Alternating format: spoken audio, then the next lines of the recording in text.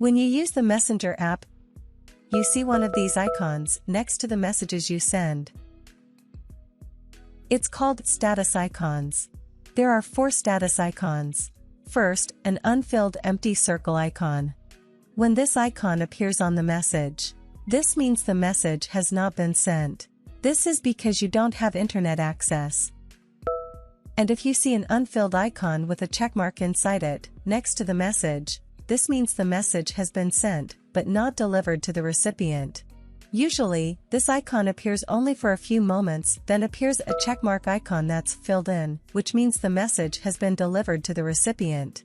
But the recipient has not read the message yet. When an icon that's filled in with the recipient's profile picture appears beside the message, that means the message has been read by the recipient. After sending the message, if this icon still appears, this means that the recipient is not connected to the internet, or is not logged into Facebook.